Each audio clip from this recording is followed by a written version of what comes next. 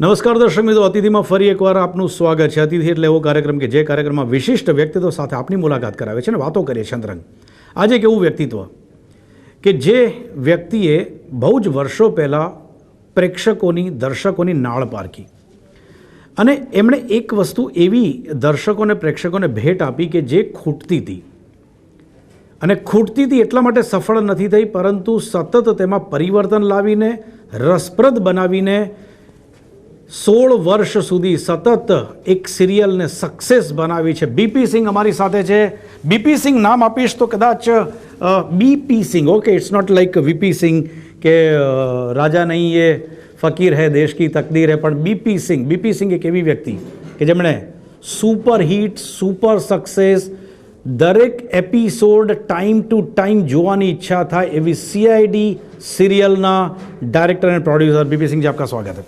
Okay, BP Singh normally पूरा नाम आज तक कहीं पे भी कहा नहीं गया कि what is for P and Singh साहब तो चलो ठीक है, वो फुल नेम क्या है बीपी सिंह जी? ब्रिजेंद्र पाल सिंह. ब्रिजेंद्र, ओके. ब्रिजेंद्र पाल सिंह जी क्या क्या पसंद करते हैं? सिंह साहब क्या पसंद करते हैं या ब्रिजेंद्र जी? या तो मेरे हिसाब से ऐसे बीपी साहब ही बोलते हैं. अच्छा, बीपी साहब, ओके, चलो लेट्स स्टार्ट विद जो जूनियर है, जो दोस्त है वो बीपी बोलते हैं. ओके. और जो पुराने दोस्त है वो ब्रिज बोलते हैं. ओके, चलो ब्रिज जी, वहीं से थोड़ा अपनापन लगेगा, अच्छा लगेगा. ब्रिज जी, एक वक्त ऐसा कि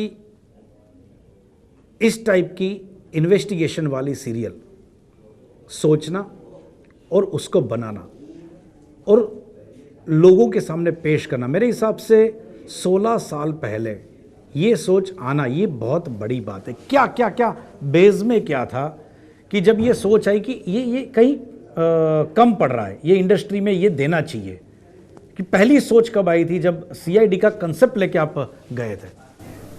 ऐसा कि हालतें आदमी को काफ़ी कुछ सिखा देती है. मेरा करियर काफ़ी अप डाउन रहा है. सक्सेस और काम थोड़ा कम था और अनएम्प्लॉयमेंट काफ़ी ज़्यादा था.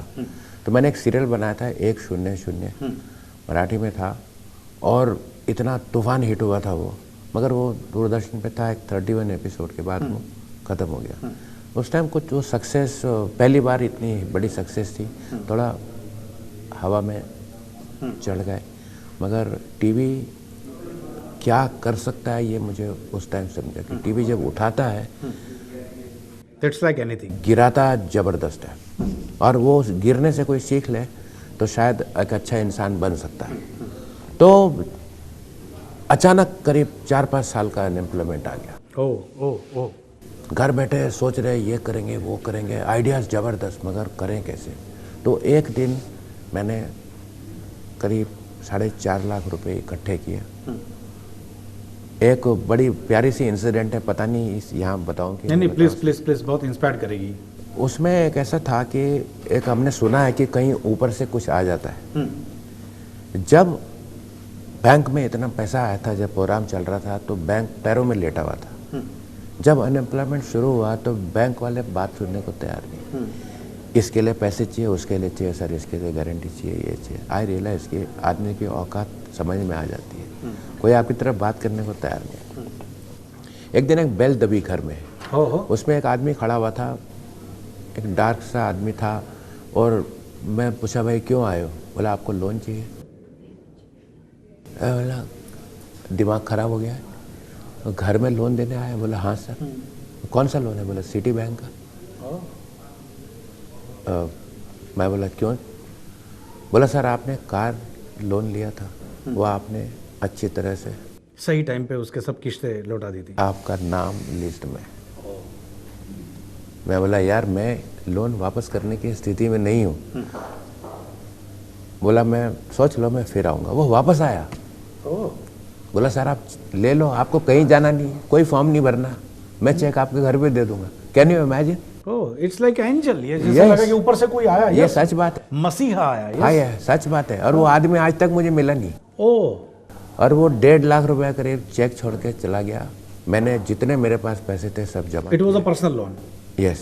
ओके. और 4.5 लाख रुपये और करीब 5 लाख रुपए मैंने जमा किए।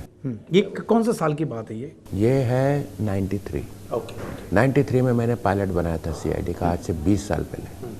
और उस टाइम जैसे आप बोल रहे कि क्या दिमाग में आया, मुझे 100% श्योर था कि ये चीज़ दुनिया देखेगी। क्योंकि जब मैंने बात सुनी थी, वो जो पहला सीरियल बना उसके दौरान मेरी एक डॉक्टर से मुलाकात हुई, डॉक्टर फतनानी।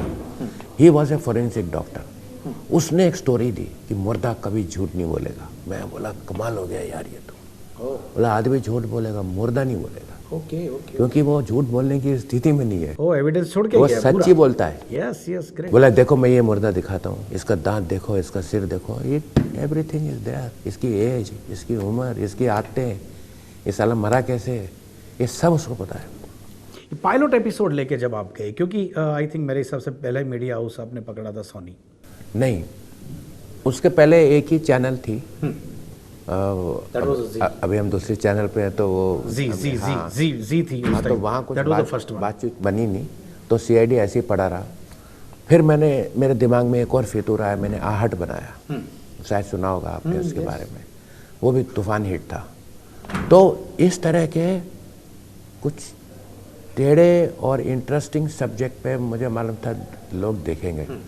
एक बात और थी, दूसरा मुझे बनाने को आता नहीं था। तो पहले आहट एयर पे आया, सोनी ने वो ले लिया इस शर्त पे कि आप सीआईडी देंगे तो। अच्छा कंपलसरी, अगर ये देना है तो भी सब्जेक्ट हो। नहीं बोला ये पसंद नहीं है, सीआईडी पसंद है। ओके सीआईडी किसी know the basic thing. Normally जब भी आपने बताया कि एक छू गया कि ये मुर्दा कभी झूठ नहीं बोलता, एक बात के ऊपर लगा कि ये बात सही है, और उसी तरह से अगर स्टोरीज नई कुछ आएंगे मुर्दे को देख के, तो नए इन्वेस्टिगेशंस लोगों को दिखाएंगे। मैंने बोला सुनने में जब मुझे ऐसा लग रहा है इतना तो मतलब पब्लिक तक पहुंचा देंगे।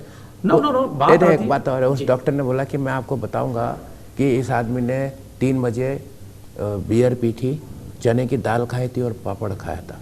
मेरी आंखें इतनी बड़ी हो गई। मैं बोला अगर ये छोटी सी बात सुन के ये हाल है, अगर वीक आफ्टर वीक हम पब्लिक को दिखाएंगे, तो फिर मैंने फोरेंसिक साइंस की सब किताबें ढूंढी इधर उधर से। मेट्रो के पास एक दुकान थी यहाँ पे, और नेट तो उतना नहीं था। मैंने बड़ा मटेरियल इकट्ठा किया और पढ़ा उसको बैठ के, और अपने राइटर्स को पढ़ाया सबको कि देखो ये कर सकते हैं। और एवरी जो एक्साइट हो गए, तब से ये चला रहा है। ये एक थीम आना, कंसेप्ट आना, उसके बाद सबसे बड़ी जिम्मेदारी जो खास करके डायरेक्टर के ऊपर होती है वो है कास्टिंग की। क्योंकि कोई भी सीरियल हो, कोई भी फिल्म हो, कोई भी एक ऐसा ड्रामा हो जो विदाउट कास्टिंग अगर अप्रोप्रिएट नहीं है, तो कितना भी बिग बजट कुछ भी बना लो, लेकिन पीट जाता है, लोग स्वीकार नहीं करते। अब ये कास्टिंग वाली बात है, तो उस वक्त जैसे आपने बताया कि वो स्ट्रगलिंग वाला टाइम था, लोग आते भी नहीं, आके लेना क्या है, ब्रिज जी से बीपी सिंह देंगे कुछ कम और काम बहुत करवा लेंगे, बातें बड़ी करेंगे कि चलो ये करवाएंगे, ये हो जाएगा, ये सीरियल पैसे भी नहीं देगा। हाँ, पैसे भी नहीं देंगे, तो जो जनरली होता है हमारी फील्ड में। हाँ, तो उस वक्त कैसे ये कास्टिंग में ये सब ऐसे ये हीरे आपके हाथ में आ गए? सर ये बड़ी इंटरेस्टिंग बात है। यहाँ रोकूंगा। ये इंटरेस्टिंग बात करेंगे हम छोटे से ब्रेक के बाद। दर्शक मित्रों, समय થયો છે વિરામનો। બ્રિજજી બીપી સિંઘ સીઆઈડીના ડાયરેક્ટર પ્રોડ્યુસર સાથે વાત કરીશું એક નાનકડા વિરામ બાદ। વિરામ બાદ ફરી એકવાર સ્વાગત છે આપનું કાર્યક્રમ અતિથિમાં। બીપી સિંઘ सीआईडी सीरियलના ડાયરેક્ટર પ્રોડ્યુસર આપણી સાથે છે। ब्रेक से पहले हमने आपको सवाल पूछा था कि सीरियल लिख तो डाला, राइटर ने लिख डाला, पैसे भी बटोर लिए, जमा कर लिए, अब जहाँ कास्टिंग की बात आती है, it's very tough task for any director कि अगर कास्टिंग सही नहीं रहा तो वो मज़ा नहीं आता, वो चार्म नहीं आता, वो रिसीव नहीं कर पाते स्टोरी में जो है वो क्या कंटेंट देना है। कैसे कास्टिंग का स्टार्ट किया था आपने? एसीपी की कास्टिंग तो समझो हुई भी थी, इससे मेरी दोस्ती बहुत पुरानी है शिवाजी से। जब ये बैंक में काम करते थे तो मैं वहाँ जाता था, तब से मैं जानते हैं। मेरे अनएम्प्लॉयमेंट पीरियड में भी मुझे हर रोज फ़ोन करता था यार। तो ACP Pradyuman was the first cast. दोस्ती होने के बात एक अलग है, मगर एसीपी प्रद्युमन का जो चेहरा है वो किसी दूसरे चेहरे से मिलता ही नहीं है। आंखों में जो सच्चाई है जो एक होनी चाहिए वो एसीपी की आंखों में वो है। इसकी आंखों की वजह से जो सीरियल निकला है, इसकी सबसे पहला कारण वो था कि जब ये बोलता है कि यस ये होके रहेगा, पब्लिक विश्वास करती है कि ये बोल रहा है तो शायद तो होना ही है। तो शायद हो जाएगा। दूसरा, हमारे यहाँ एक लड़का काम करता था, वो आज एक बहुत बड़ा कोरियोग्राफर है। कास्टिंग के टाइम पे उसने बोला सर एक जगह मत भरना, वो लड़का आ रहा है। मैंने फ़ोन कर दिया आप वेट करो। तो हम लोग कास्टिंग चल रहा है, मैंने बोला हाँ देखते हैं। और 2 घंटे बाद दया एंटर हुआ। ओए मैंने देखा पुलिस ऑफिसर हो तो ऐसा हो, बट हमारा कास्टिंग का एक रूल है, हम 2 पेज का डायलॉग देते हैं कि पूरा पढ़ लो। जो आदमी 2 पेज का डायलॉग रट सकता है और इमोशन के साथ में बोल सकता है वही आर्टिस्ट है, बाकी सब वो दूसरे लोग एक्टिंग नहीं कर सकते। मतलब ये बेसिक आप रखते हो जब भी कोई बेसिक ही है सर। अगर मैं डायलॉग ढूंढ रहा हूँ हवा में बोलते एक्टिंग करते टाइम तो दिखेगा मेरी आंखों में कि ये भूल गया है, फिर क्या इमोशन कहाँ से लाएगा। मैंने 2 पेज दिए, दया कोने में गया, ऐसे देखा, ऐसे यार फाट फाट बोल दिया है यार ये है, जो चाहता था सब जो कुछ मिल चाहता गया। था वो आ गया ऐसा। और आदमी सच्चा इंसान है। सच्चाई जितने भी कास्ट है आप देखेंगे कि एक इंसान सच्चे है। सच्चे इंसानों के साथ में काम करने से एक मज़ा आता है, एक जो कंबाइंड एनर्जी है उसकी वजह से प्रोग्राम चलता है। सालून के ने ये सब बाद में ऐड करना शुरू किया तो क्या क्या लगा आपको कि ये कमी थी कुछ सीरियल में थोड़ा कॉमेडी टच भी देना था? क्योंकि पहले इतना कॉमेडी टच नहीं देते थे, कहीं बाहर से कॉमेडी करवा लेते थे, थोड़ा बहुत सीन में आ जाता था, लेकिन एक कैरेक्टर जो स्पेसिफिक कैरेक्टर एक जो एस्टैब्लिश करना वो कैसे कैसे कहाँ से आए?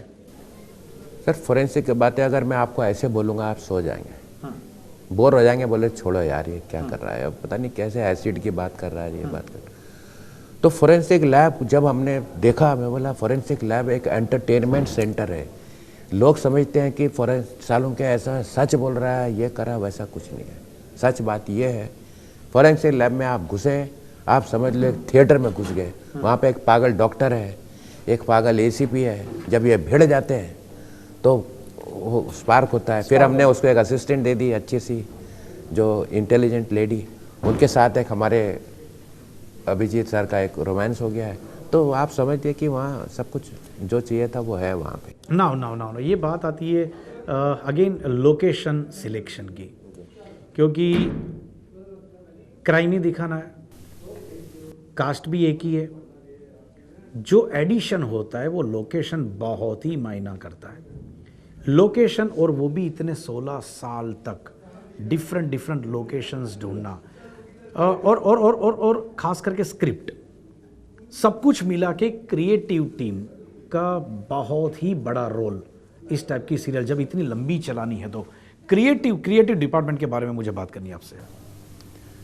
जब ये सीआईडी अगर आप देखेंगे तो इसमें जो कहानियाँ हैं वो मनगढ़ंत कहानियाँ हैं। कहानियाँ हम ऐसी लिखते हैं कि एक बार आप सोचें यार ये हो नहीं सकता, ये हो सकता है क्या? एक आदमी जो मर गया है 10 बजे, वो 9:30 बजे 10:30 बजे कैसे दिख गया? हम बोल रहे हैं दिखा, वो आप ऑडियंस बोलते बताओ, जैसे बोलते बताओ, वो फंस गए। तो 5-10 मिनट निकल जाएंगे उसमें, फिर बोर हो जाएंगे। उसके बाद फिर कुछ आना चाहिए, नई लोकेशन आएगी, आर्टिस्ट आएगा, नए डायलॉग आएंगे। बट स्टोरी है मनगढ़ंत, मगर उसकी जो शूटिंग स्टाइल है वो ऐसी है कि आपको लगता है ये सच में हो रहा है। क्योंकि जब हम रोड पे जाते शूटिंग करते हैं, ये हमने आउटडोर शूटिंग का ट्रेंड बनाया, बहुत डिफ़िकल्टी आती थी, छुप छुपा के करते थे। कि आप जब देखते हैं कि फ्रेम में 100-150 लोग रियल चल रहे हैं, उसके बीच में हमारा हमारा कॉप चल रहा है, दौड़ना है, फाइट सीन है, फाइट सीन है, तो आपको लगेगा ये तो सच है, स्टोरी सब वाकई में हो सकती है। Okay fine.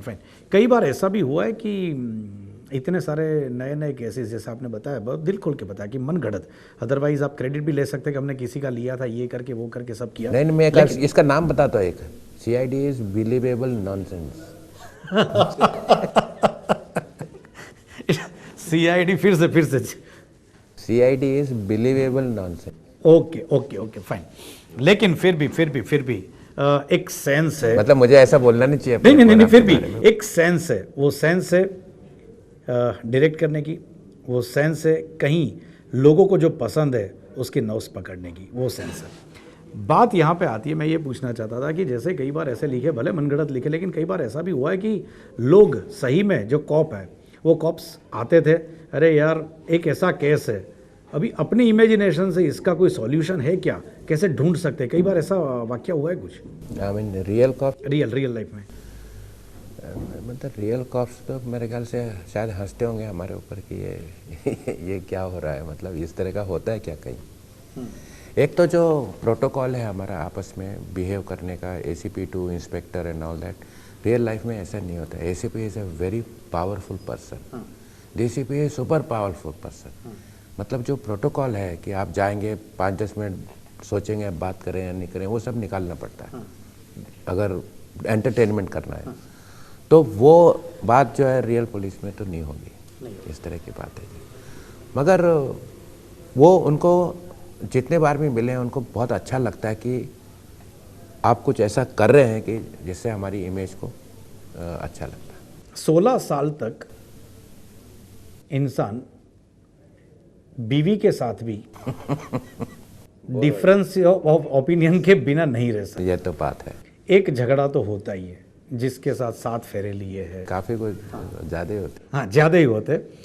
ये इतनी टीम और वो भी पॉपुलर कैरेक्टर, जो कि इंडिविजुअल कैरेक्टर अपनी एक खुद की इमेज लेके लोगों के बीच में, लोगों के दिलों में घुसा हुआ है। ऐसे लोगों को साथ में रख के इतने साल तक रखना, या तो कोई ऐसा इंसिडेंट, मुझे मालूम है कि ब्रिज जी बहुत दिल खोल के बात करते हैं, अगर सीआईडी के बारे में उनकी डेफिनेशन भी अगर खुद कहते हैं, कोई एक ऐसा इंसिडेंट जब हुआ हो, कहीं अनबन हुई हो, लेकिन वापस यस दिल बड़ा रख के चलो वापस इकट्ठा हो गए, कोई ऐसा इंसिडेंट जो शायद आज तक आपने कहीं नहीं बताया? नहीं, इसमें शायद आपको डिसअपॉइंटमेंट हो सकता है। वो बात ऐसे है कि ये तकदीर की बात है। ऐसे आर्टिस्ट मिलना, मैं एक्सेजरेट नहीं कर रहा क्योंकि हमारे साथ में काम करते हैं, क्योंकि ये सब बड़े हेड स्ट्रॉन्ग लोग हैं सब के सब।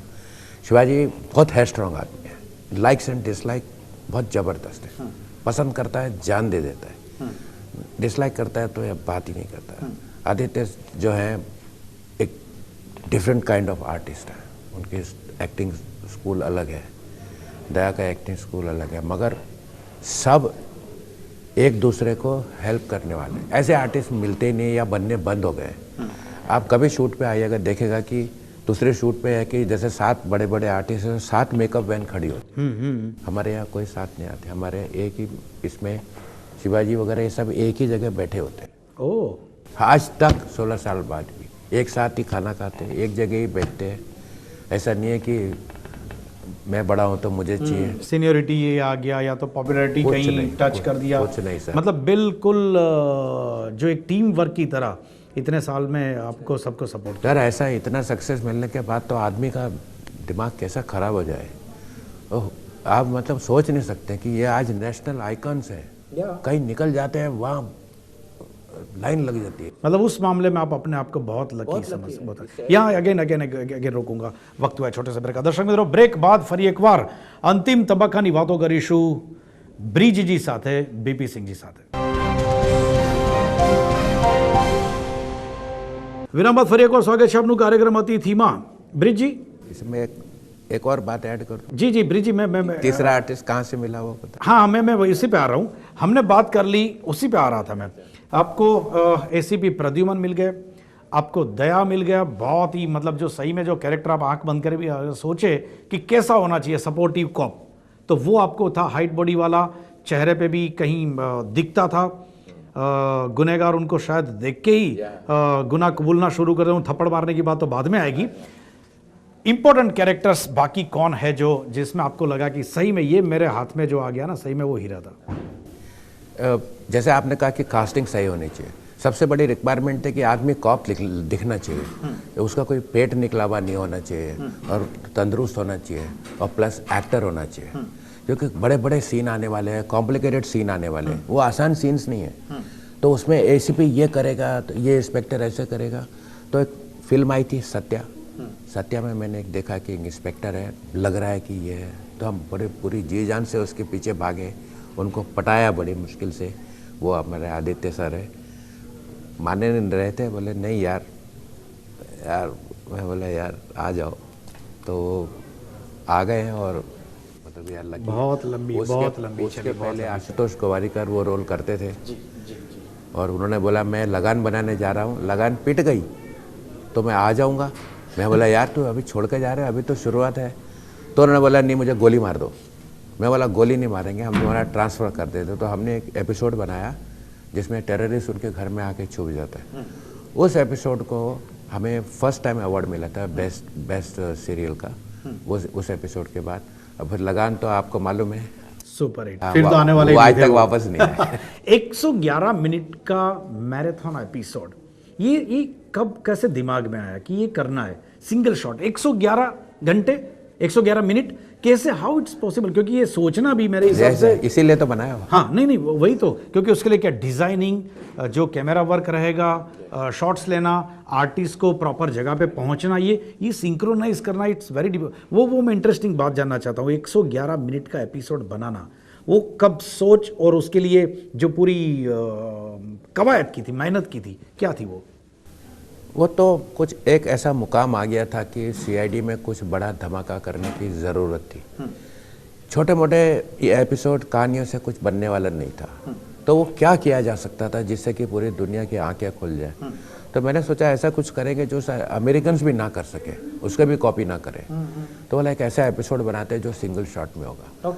अब ये विश्वास की बात है, मुझे मालूम था ये लोग कर लेंगे। मैं 2 घंटा ही बोलूँगा कर लेंगे, मगर 2 घंटे के लिए वो टेप नहीं थी उस टाइम, उतनी बैटरी नहीं थी जो चल सके, और शॉट काटने की बात नहीं थी। वो कैसे करें, क्या करें? 2-3 साल हम तैयारी में लगे हुए थे। सबसे बड़ी बात थी वो स्टोरी कहाँ है जो चल सके। वो मर्डरर साथ में ही है 2 घंटा, मगर कोई नहीं बता सकता इसने किया है। इतना बड़ा चैलेंज था वो। फिर वो जगह नहीं मिल रही थी कहाँ पे, तो एक होटल ढूंढा लोनावाला में कि जो उस टाइम बंद था, उसको हमने खुलवा वगैरह के ठीक ठाक किया। फिर अपनी सेहत का ख्याल था, मुझे 2 घंटा भागना था कैमरामैन के साथ में। पहले तो मैं सोचा मैं खुद करूँगा, फिर मैंने वो स्टडी कैम्प पहना तो मैं बेंड हो गया। आई रियलाइज कि मेरी उम्र नहीं रही अभी, मैं नहीं कर सकता, तो मुझे किसी को हायर करना पड़ेगा। तो फिर मैंने कैमरामैन को एक बड़ी मुश्किल से बताया, इंडस्ट्री बोला ये हो ही नहीं सकता है। तो वो रेडी हो गया, बोला स्टोरी पसंद आई तो करूँगा। तो उसको स्टोरी सुनाई, उसने किया, और फिर उन्होंने संभाल लिया। राजन कोठारी सर ने उसकी लाइटिंग करी थी जो 10-15 दिन चल रही थी। Great man. हाँ ब्रिज जी, क्या इतना सक्सेस सीरियल देने के बाद फिल्म बनाना, क्योंकि कई बार ये भी लोग बोलते हैं इतना किया यार तो नाम से चलेगी। हाँ, तो ये मतलब ये हिम्मत करने की हिम्मत जुटा पाए क्या? अभी तक क्या प्लानिंग है क्या दिमाग में? नहीं, फिल्म तो मैं अब बनाऊंगा ही, क्योंकि एक मैं राइट्स ले रहा था एक सीरियल के, एक फिल्म के, कोरियन फिल्म के, जो मुझे मिल गए अभी। तो मैं आइडिया के लिए वो कर रहा था, और अब शायद वो फिल्म बन जाएगी। तो राज खोलना चाहेंगे इस सीआईडी? हॉरर फिल्म है। हॉरर फिल्म है, ओके। क्या कुछ नया लेके आ रहे हो उसमें? एक नई तरह की स्टोरी है।